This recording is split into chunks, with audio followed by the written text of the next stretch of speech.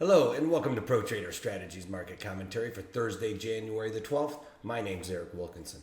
Some of you may recognize me as the Wolfman from CNBC, Fox Business, or even the Wall Street Journal for my commentary on everything from economic to geopolitical and market analysis. Please keep in mind that everything that we talk about in these daily market commentaries is not a solicitation to buy or sell any of these securities or strategies. At the end of the day, we're here to teach you some different strategies that you can implement into your portfolios, but please do that in your own way. The reason why I can't give you a recommendation on a particular stock or strategy is because I don't know your risk parameters. I don't know what's in your portfolios, and therefore what I'm doing could be counterintuitive to what you are already doing. Having that out of the way, let's get this on. We actually have a lot of FOMC members speaking today. We've got Evans, Harker, and Yellen later on this evening. But a lot going on in the markets, despite the fact that we haven't had any real economic data. Industrial production in Italy, really not anything to speak about, but their numbers came in better than expected. And for overall Europe, came in at 1.5 versus the expected 0.5. But here in the United States, it's kind of all about what these Fed governors are talking about. And so keep your eyes on the TV and see what they're saying. They are starting to stir up the market a little bit.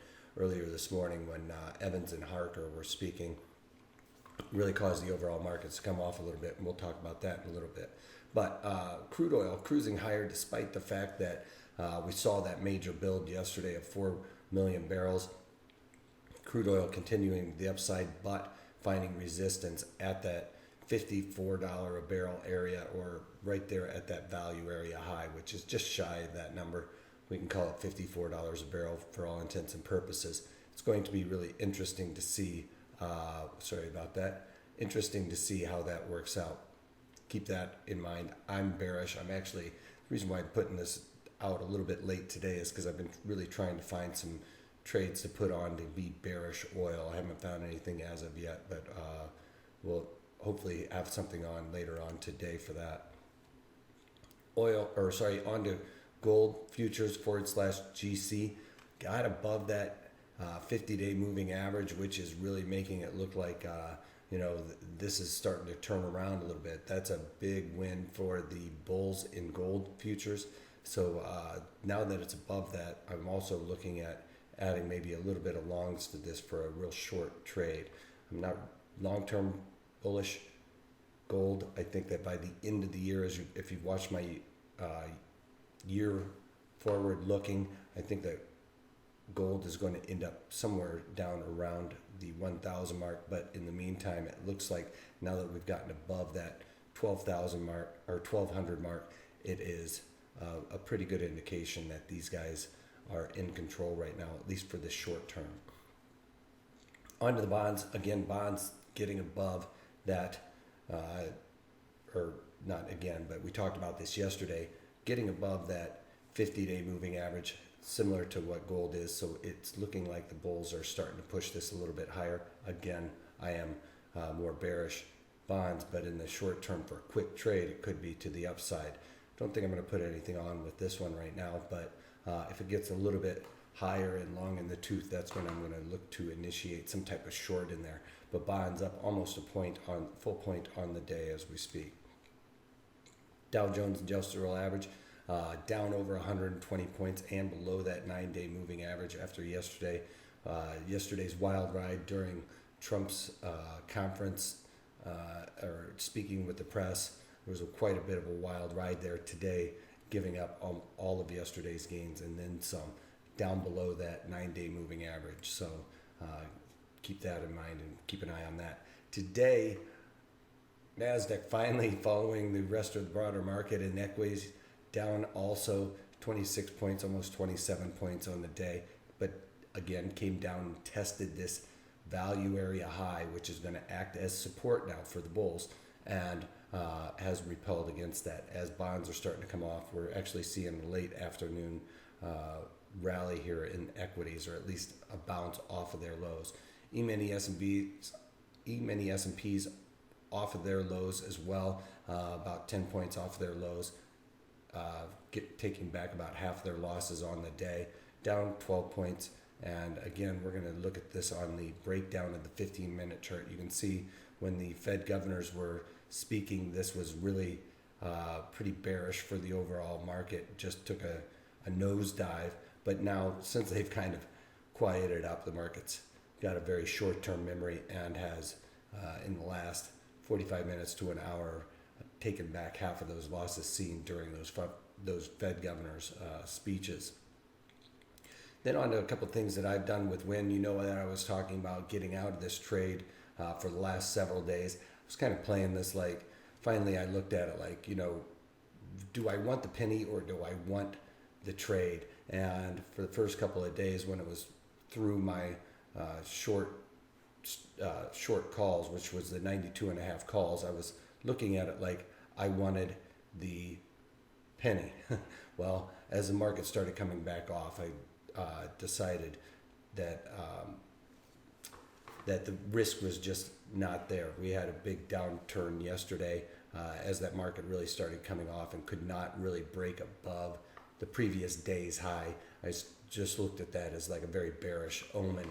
And I had on the February, I was long the 85 calls and short the 92.5 calls. Now, usually with this type of trade, it's a $7 wide spread, so 50% of my max profit is usually the target on something like that. I wasn't quite able to get 50% of my max profit, but it was pretty darn close.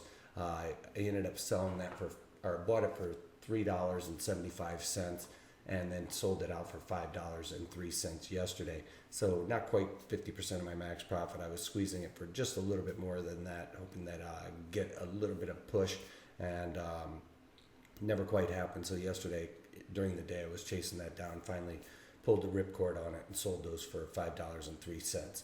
Then on to what I've done today, really just covering trades here as well. In Lululemon, ticker symbol LULU. If you remember this, I was involved with this whole trade from an earnings trade. I was short a pretty wide strangle in there. Was short the 65 calls. When it blasted above there, I just decided to take that short stock into my account and sold some puts against it. I sold the 65 puts against it, try and lower my basis a little bit in there. Well, all in all, I don't usually do this, but I decided to do it with this trade. I was short the 65 underlying and then short the 65 puts to try and increase my, make my cost basis a little bit higher than that in a sense, but we got that down move in there. And when I saw this bottom out, I decided to cover it a little bit late. Probably, I could have done much better had I covered the whole trade right then and there. Then when I started to decide I needed to get out of this trade because it looked like the rally was in. So I covered those short underlyings. I was short at 65, covered them at 66.38. I believe it was right around there. So I lost about $1.38 on the underlying, and just decided when I sold those 65 puts at $1.67, I was going to hold on to those a little bit, let the market go in my direction, because now I'm long Lululemon and looked like it was going to go up and test that value area high, which it indeed did. So I was able to get that theta decay, the correct directional market on that, and by doing that, I just covered them today for 19 cents. Now I talked about I was going to let those decay to zero, but at the end of the day, those Jan 65 calls, covering them for 19 cents, it's just making 19 more cents on that trade just didn't make sense. I'd beaten the probabilities on this, and beaten the probabilities on legging it out, which I don't normally advocate, but I talk about everything I do. This is something that was a decision that I decided was in my benefit, because I was going to be directionally wrong on this, and wanted to try and turn this loser into a winner, which I did by covering those for 19 cents. I ended up making $1.48 on that part of the trade. So I lost about $1.38 on the other part of the trade and made $1.48 here. So all intents and purposes, made a dime, but it's a scratch in my eye, so that was a win.